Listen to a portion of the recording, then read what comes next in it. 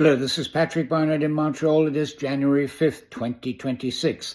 And today in New York City, the president of Venezuela, Nicolas Maduro, and his wife stand before a judge in a New York courtroom. That's after he was kidnapped by U.S. forces in his own country. Of course, in the diaspora, in the Venezuelan diaspora, and inside Venezuela itself, there are many people who are very happy that Maduro has been removed. But in this 30th press review, I'm going to concentrate on reactions outside of the United States, because a very important thing has happened. This event, I would say, has meant that the United States is viewed outside of the USA as less friendly, as less trustworthy, and as something of an object of fear. And it's this array of opinion that I'm going to look at today. Nicolas Maduro and his wife were abducted on January 3rd. The next day, on January 4th, there was a very unusual joint declaration by 5 South American countries and Spain, all together. The text of that declaration started as follows: "We express our deep concern and rejection of the military actions carried out unilaterally in the territory of Venezuela, which contravene fundamental principles of international law. Such actions set an extremely dangerous precedent for regional peace and security and for the rules-based international order, in addition to endangering the civilian population."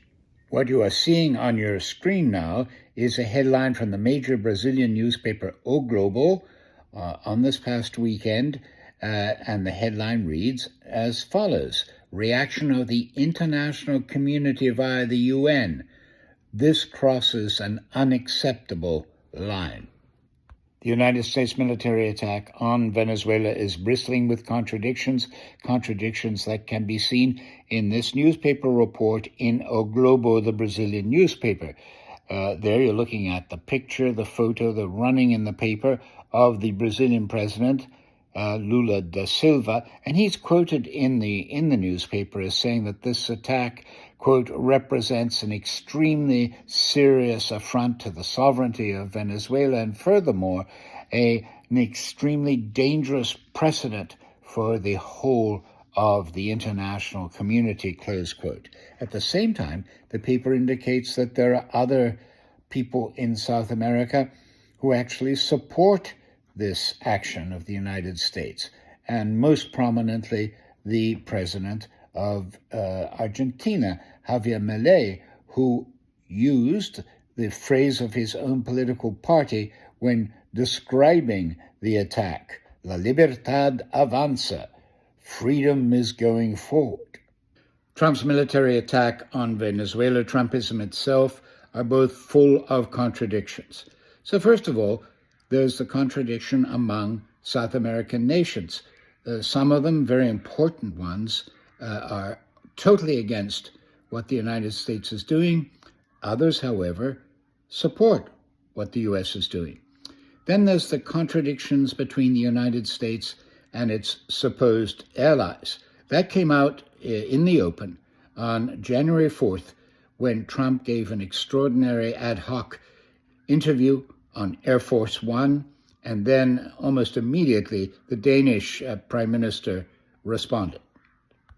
"We need Greenland from a national security situation. It's so strategic. Right now, Greenland is covered with Russian and Chinese ships all over the place. We need Greenland from the standpoint of national security, and Denmark is not going to be able to do it, I can tell you." For det første, så mener jeg, at man skal tage den amerikanske præsident alvorligt, når han siger, at han ønsker Grønland. Men jeg vil også gøre klart, at hvis USA vælger at angribe et andet NATO-land militært, så hører alting op. Altså inklusiv vores NATO og dermed den sikkerhed, som er blevet tilvejebragt siden afslutningen på 2. verdenskrig. Danmark har altid været en god allieret til USA. Det ønsker vi fortsat at være. Men jeg bliver også nødt til at anholde noget af det, der bliver sagt fra amerikansk side, og vi vil selvfølgelig ikke affinde os med en situation, hvor man truer os og Grønland på den her måde. That is Mette Frederiksen, the Prime Minister of Denmark. She is reacting to Donald Trump saying that the United States must have a Greenland. She's saying that's unacceptable for Denmark and for Greenland. Greenland, of course, is a territory of Denmark. She's thinking of two things. One, the NATO treaty, Article 5, which commits all members of NATO to come to the aid of another member if that member is attacked. Denmark was a founding member of NATO, as was the United States. She's also thinking, I'm sure, of the UN Charter, which says that no country may attack another except under two circumstances: one, self-defense, or secondly, a resolution of the Security Council.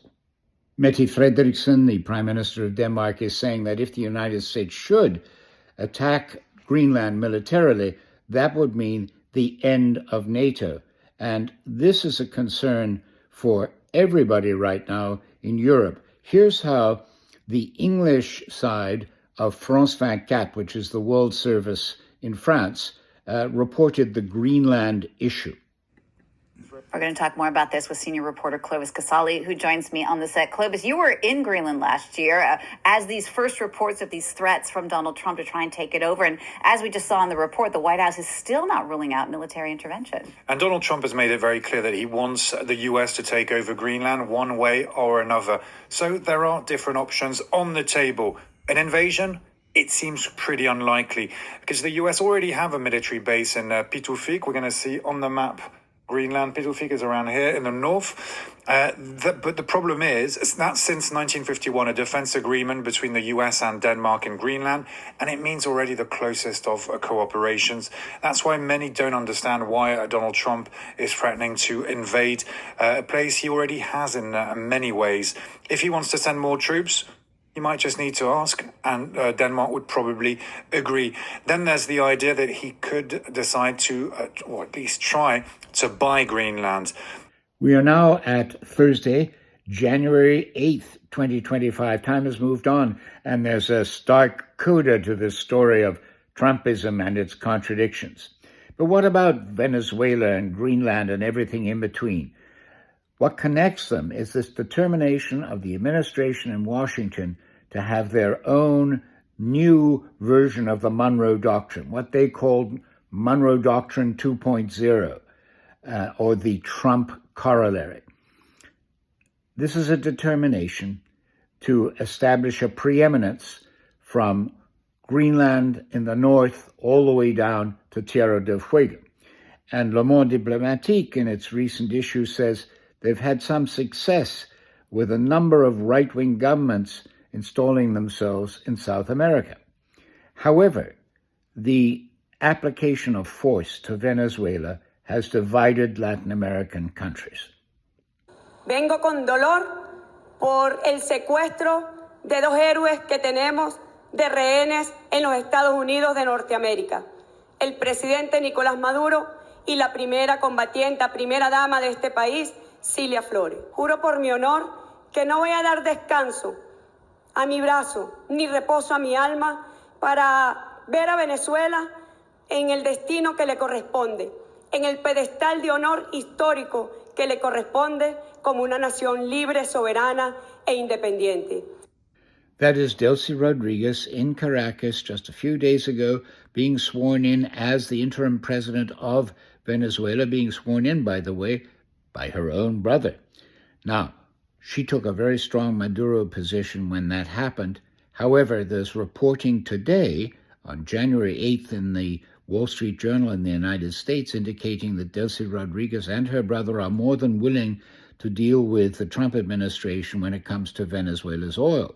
And the U.S. paper also reports that the Trump administration really doesn't want to install any quasi-democratic forces in Caracas.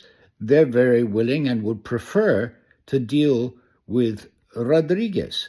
So, in fact, there's been no regime change whatsoever for the moment in Venezuela. With Trumpism and its unilateralism comes division. Division among South American countries. Division between the United States and its Western allies. Division inside Venezuela. and contradictions regarding petroleum policy, because Venezuela's oil is extremely difficult to bring to market. And Trump has put himself and his country in the position of exercising a kind of protectorate over Venezuela without putting any boots on the ground whatsoever. And now, on this day, there's been a killing of a young woman, a mother, in Minneapolis. So Trumpian division is coming home to the USA. This is how that division was reflected on Canadian television this evening. News. This is The National with Chief Correspondent Adrian Arsenault. Thanks for joining us. The climate of fear, suspicion, and rage is deep tonight in the aftermath of an ICE agent shooting and killing a woman in Minneapolis. Thousands protesting tonight, shouting at ICE agents to get off their streets, all as U.S. Immigration and Customs Enforcement conducted operations in the city for a third straight day, picking up suspected illegal immigrants, arresting some who interfered, and clashing with protesters. While at the scene of yesterday's killing, some gathered at a memorial for the victim, a 37-year-old mother the Trump administration blames for her own death. January 8, 2026, we are closing this 30th International Press Review with an image in our mind of that woman, that mother, who died in Minneapolis. Her name was Renee Good, a name that will be remembered in history.